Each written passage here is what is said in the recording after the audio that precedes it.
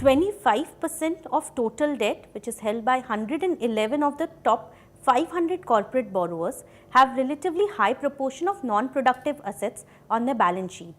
These corporates are unlikely to generate adequate return on capital employed in excess of the weighted average cost of capital over the medium term, even in a scenario of a high economic growth.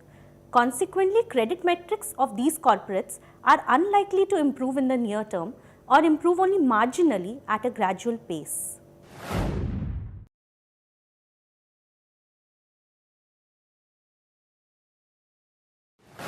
Of this 25% of total debt, which is 7.4 trillion, 3.4 trillion debt is held by 26 non-vulnerable corporates with low volatility in cash flows but relatively higher proportion of non-productive assets.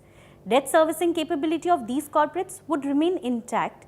However, they are likely to generate lower shareholders' return in the medium term.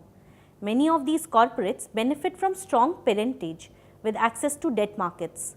Equity infusion would be the most desirable option for deleveraging and improving their capital structure. The balance 4 trillion debt, which is held by 85 vulnerable corporates with weak cash flows and relatively high proportion of non-productive assets, would need to undergo deep restructurings and reduce debt significantly for long-term sustainability.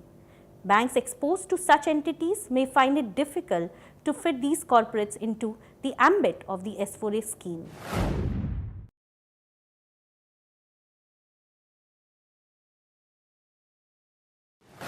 Despite cash flow mismatches, 155 vulnerable corporates holding 8.4 trillion debt have a better chance of servicing their debt.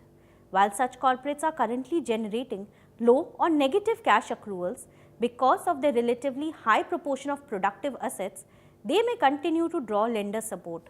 Banks exposed to these entities have a better chance of recovering debts under the ambit of the S4A scheme, though haircuts may still be inevitable in many of them given the structural mismatches in cash flows. Non-vulnerable corporates with relatively better asset quality are likely to generate return on capital employed higher than weighted average cost of capital as the economy recovers.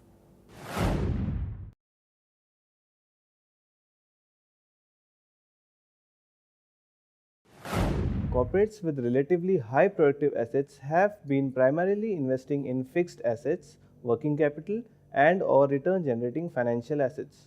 Proportion of fixed and financial assets to total assets for such corporates has increased from 65% to 71% in last 5 years.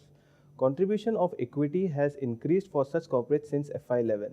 On the other hand, corporates with relatively high proportion of non-productive assets have higher proportion of loans and advances to related parties and unquoted investments.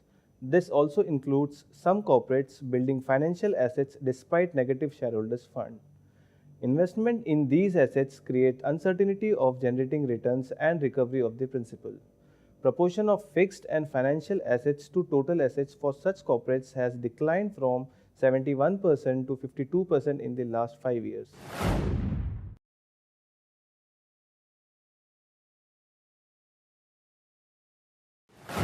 Sectors such as infrastructure and construction, sugar, consumer durables, engineering and equipment, airlines and trading primarily have corporates with relatively high proportion of non-productive assets along with the structural mismatch in cash flows.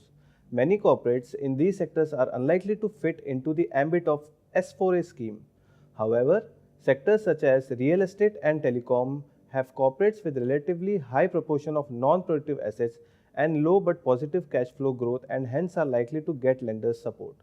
Sectors like oil and gas, metal and mining, power and textile, though certainly facing cash flow mismatches, have high proportion of productive assets and are likely to recover as the economy revives. Sectors such as auto and automotive suppliers, cement, chemicals and pharmaceuticals have low cash flow volatility and high proportion of productive assets and are likely to gain from an economic recovery.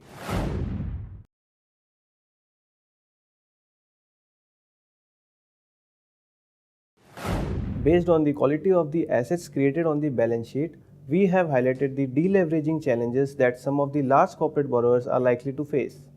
The report assesses the utilization of debt raised between FY11 and FY16.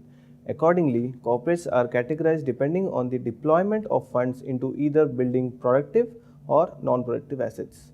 This report is an extension of the refinancing risk report published in June 2016, where the agency analyzed the refinancing risk of these corporates based on their operational and cash flow strengths. 240 ERR and stress corporates in the refinancing report are termed as vulnerable corporates, and 260 HER and MER corporates as non-vulnerable corporates. Of the 12.4 trillion debt at risk as highlighted in the refinancing risk report, 4 trillion debt is held by corporates with a relatively high proportion of non-productive assets, while the rest 8.4 trillion is held by corporates with relatively high proportion of productive assets. With the help of these two individual analyses, we attempt to provide investors a comprehensive understanding of corporate borrowers' asset quality as well as cash flow recovery position.